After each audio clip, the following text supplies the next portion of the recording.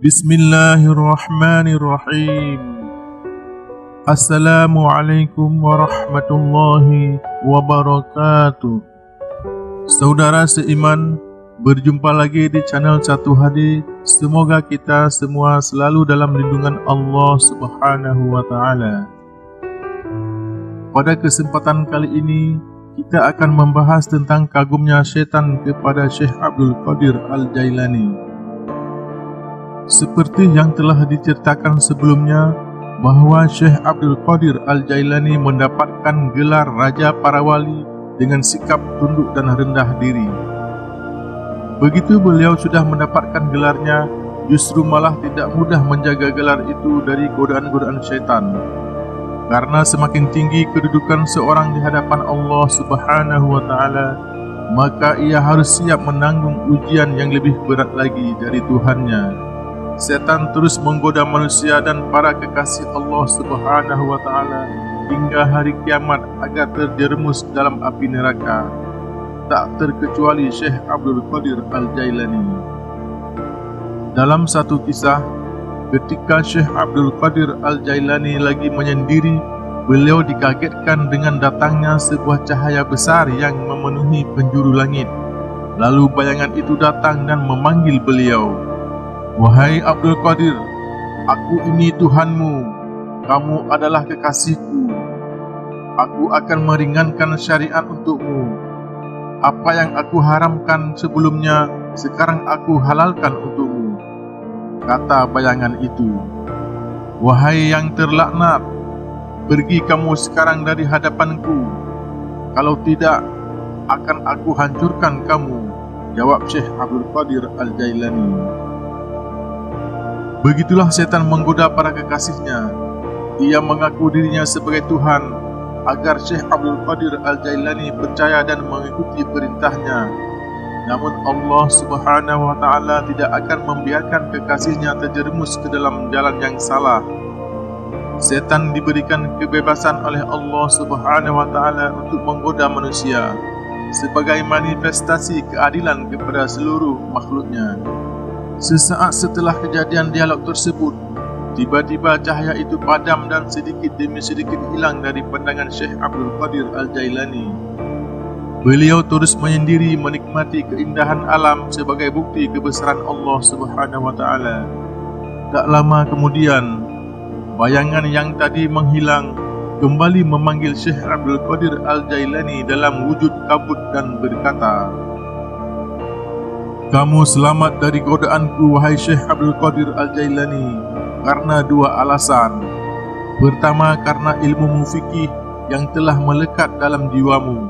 Engkau mampu membedakan mana yang hak atau yang benar dan mana yang batil atau yang salah.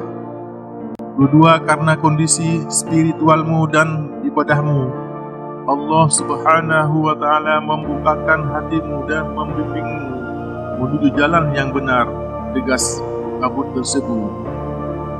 "Apa yang aku miliki saat ini, semuanya hanya milik Sang Pencipta.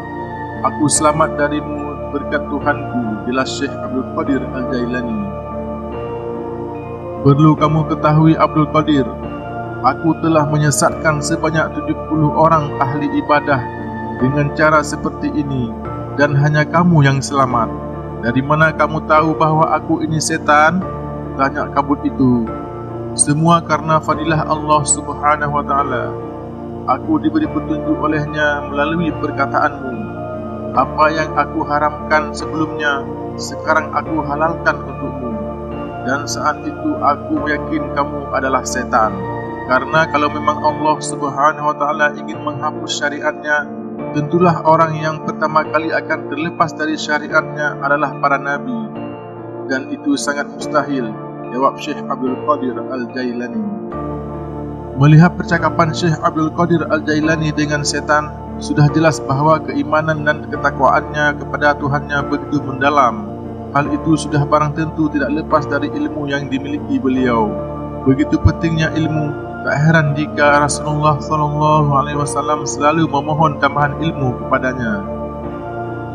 "Dan katakanlah Muhammad, ya Tuhanku, tambahkanlah aku ilmu pengetahuan."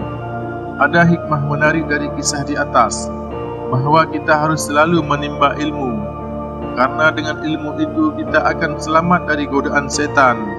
Perlu diingat bahawa setan tidak akan pernah berhenti menggoda manusia hingga kiamat. Sebagai manusia yang tidak lepas dari salah dan keliru, sudah sepatutnya terus belajar menempa diri dengan ilmu Allah Subhanahu wa Ta'ala. Sudah banyak di dalam hadis maupun Al-Quran penjelasan akan pentingnya mencari ilmu. Salah satu perbedaan antara manusia dengan yang lain adalah aspek akal. Dengan kelebihan itu, manusia dapat menerima ilmu. Sebagaimana Allah Subhanahu wa Ta'ala mengajarkan Nabi Adam alaihissalam akan nama-nama benda yang ada di muka bumi ini. Dalam surah Al-Baqarah ayat 31, Allah Subhanahu wa Ta'ala berfirman, yang artinya, dan Dia ajarkan kepada Adam nama-nama benda semuanya. Kemudian Dia perlihatkan kepada para malaikat seraya berfirman, sebutkan kepadaku nama semua benda ini, jika kamu yang benar. Melihat firman Allah Subhanahu wa Ta'ala di atas, telah mafhum bahawa manusia memiliki kelebihan daripada makhluk yang lain. Namun, itu semua kembali kepada manusia itu sendiri. Bisakah manusia tersebut mempergunakan kelebihan itu sebaik mungkin? Perlu diketahui bahawa posisi manusia berada di antara setan dan malaikat. Jika manusia tidak mampu menguasai hawa nafsunya, maka ia lebih buruk daripada setan. Sebaliknya, jika manusia mampu menguasai hawa nafsunya dan mengikuti perintahnya, maka derajatnya lebih tinggi dari malaikat. Demikianlah kisah kagumnya setan kepada Syekh Abdul Qadir Al-Jailani. Semoga bermanfaat bagi kita semua. Amin ya Rabbal Alamin. Wallahu a'lam bissawab. Wassalamualaikum warahmatullahi wabarakatuh.